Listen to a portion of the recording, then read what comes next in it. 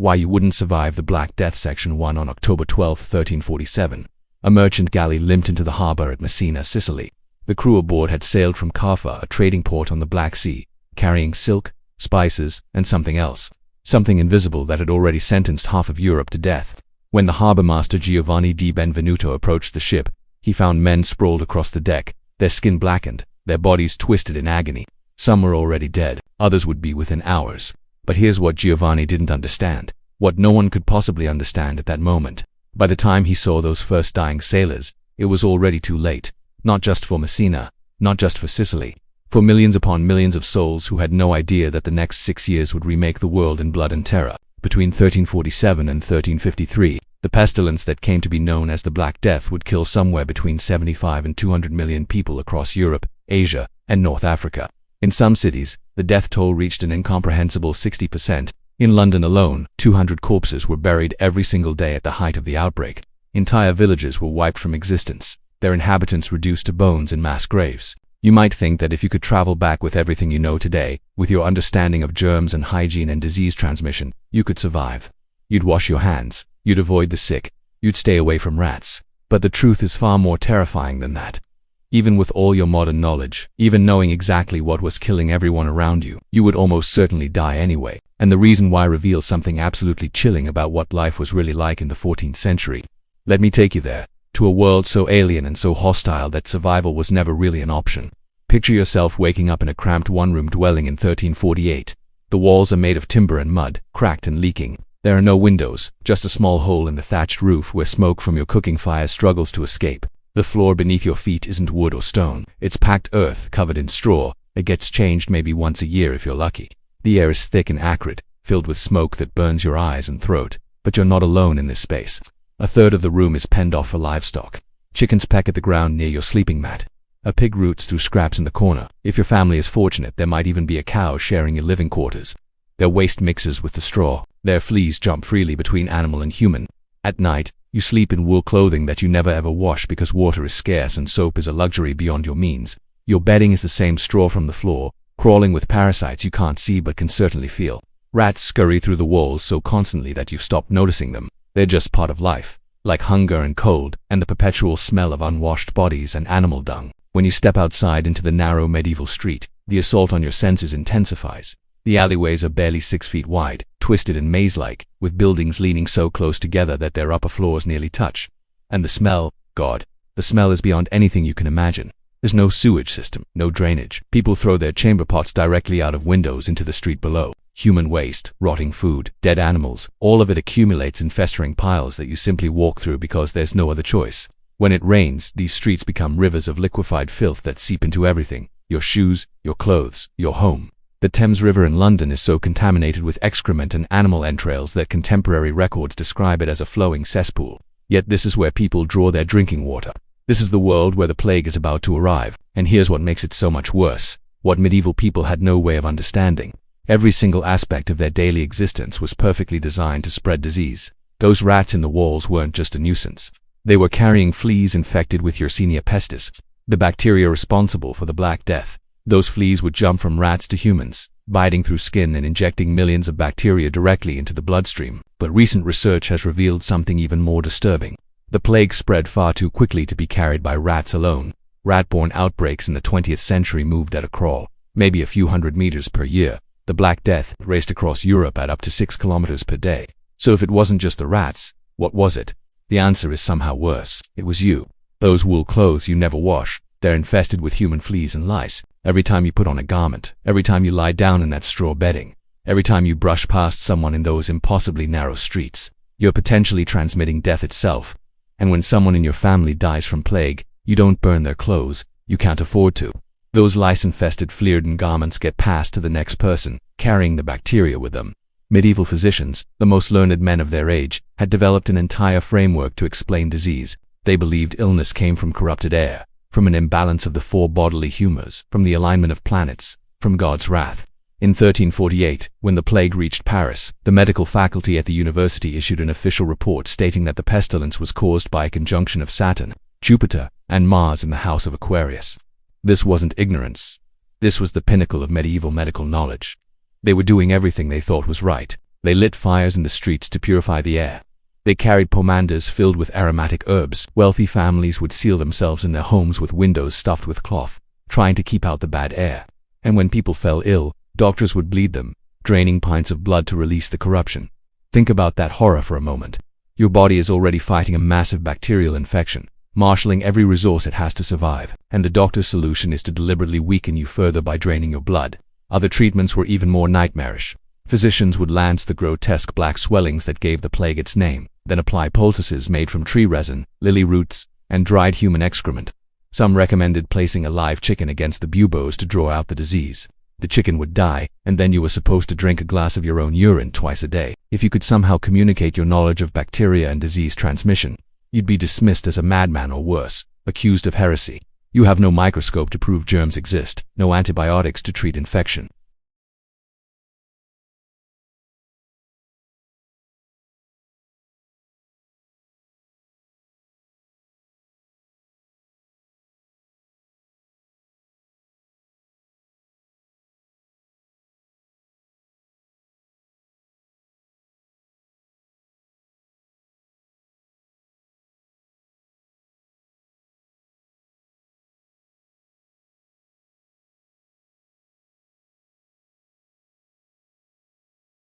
By the spring of 1348, the Black Death had reached England. A ship docked at Melcombe Regis in Dorset, and within weeks, the dying began. What you need to understand is that this wasn't just one disease. It was 3 different manifestations of the same bacteria, each more terrifying than the last. The most common form was bubonic plague, named for the buboes, the grotesque swellings that appeared in the lymph nodes of the neck, armpits, and groin. These weren't small lumps. Within 3 days of infection, they could grow to the size of apples, hard and agonizingly painful. The victim would develop a sudden fever, chills, and weakness. Their skin would bruise and blacken as they bled internally. 4 out of 5 people who developed buboes died within a week, often in screaming agony as the swellings burst and leaked blood and pus. But if you were truly unlucky, the bacteria would enter your bloodstream directly, causing septicemic plague. Massive black patches would appear across your skin as you hemorrhaged internally. You'd be dead within 24 hours. No one survived septicemic plague without modern antibiotics. No one. The third form was pure nightmare fuel. Pneumonic plague infected the lungs, causing victims to cough up blood as their airways filled with fluid, essentially drowning them from the inside. It killed in 2 to 4 days and had a 100% mortality rate. And here's what made it so devastating. It was the only form that could spread through the air. One cough from an infected person, and everyone in the room was exposed. In the tight, crowded spaces of medieval homes, pneumonic plague was a death sentence for entire families. But the disease itself was only half the horror. The real nightmare was watching society collapse around you. Imagine your neighbor develops a fever. Within days, those hideous black swellings appear on their neck. You can hear them screaming through the thin walls. The smell of rotting flesh seeps into your home. Then the screaming stops, but there's no one to remove the body. The death carts that came every day are overwhelmed. In London, they're burying 200 corpses daily, stacking them in mass graves like cordwood. When the pits fill up, bodies are thrown into the Thames. The stench becomes so thick you can taste it in your mouth, feel it coating your throat. The speed of death shattered minds. You could eat breakfast with your family and be burying them by sunset. One Italian chronicler wrote that father abandoned child, wife abandoned husband, one brother abandoned another. No one could be found to bury the dead for money or friendship. The disease seemed to strike randomly. One house, everyone dies. Next door, everyone survives. There was no pattern you could understand, no behavior that guaranteed safety. This randomness bred a special kind of terror. Many believed it was God's punishment for humanity's sins. Groups called flagellants began marching through towns, whipping themselves with leather straps embedded with metal spikes until their backs were raw and bleeding, believing their suffering would appease divine wrath. As the death toll mounted, the economy collapsed. Fields went unharvested. Livestock wandered aimlessly with no one to tend them. Trade stopped. Craft knowledge that had been passed down for generations vanished as entire workshops were wiped out. But here's where something unexpected happened. Before the plague, Europe had operated on a rigid feudal system where peasants were tied to the land, working for lords who controlled everything. Rising population had kept wages low. Then half the workers died. Suddenly, survivors had leverage they'd never dreamed of. Lords desperately needed people to work their lands, but there weren't enough workers. Wages skyrocketed. Peasants demanded better conditions or simply walked away to find better opportunities. The ruling class panicked. In 1351, King Edward III passed the Statute of Labourers, attempting to freeze wages at pre-plague levels. Similar laws passed across Europe. They all failed. You can't legislate supply and demand. The social contract of feudalism began its long death spiral. Now here's the cruelest irony of all. Recent genetic research studying DNA from medieval mass graves has revealed that certain people had genetic variants, particularly in the ERAP2 gene, that made them about 40% more likely to survive infection. Their immune systems were naturally better at recognizing and fighting Yersinia pestis, but even they only improved their survival odds from roughly 20% to 28%. Whether you lived or died was partially written in your DNA before you were even born. And here's the dark twist. Those same protective genes that helped against plague now increase susceptibility to autoimmune diseases like Crohn's and rheumatoid arthritis. Evolution's protection came with a delayed price paid by descendants centuries later. Only one intervention actually worked during the Black Death, quarantine. In 1348, Venice made a desperate decision.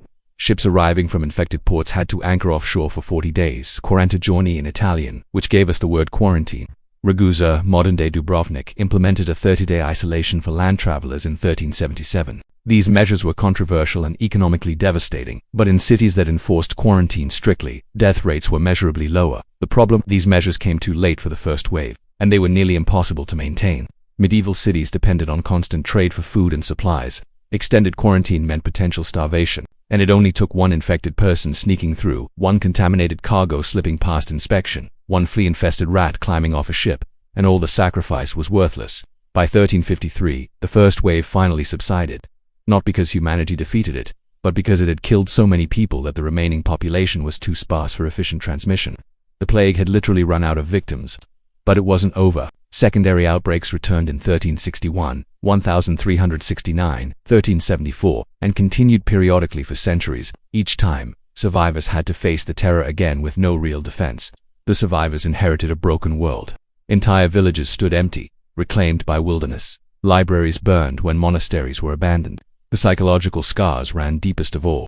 Art from the period became obsessed with death, with dancing skeletons and rotting corpses. An entire generation grew up knowing that at any moment, without warning, almost everyone they loved could die. So here's the final, haunting truth. Even if you went back with all your knowledge, even understanding bacteria and transmission, you still wouldn't survive. You'd have no antibiotics, no sterile environments, no way to escape the contaminated world around you. Medieval life itself was the weapon, and the Black Death simply pulled the trigger. The people of the 14th century weren't ignorant. They weren't foolish. They were doing everything their best minds told them to do when it wasn't enough. It was never going to be enough. That's what makes the Black Death so terrifying. It wasn't defeated by human cleverness or courage.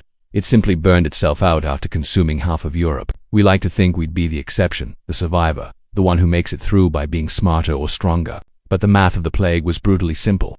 And in 1348, the odds were never in anyone's favor.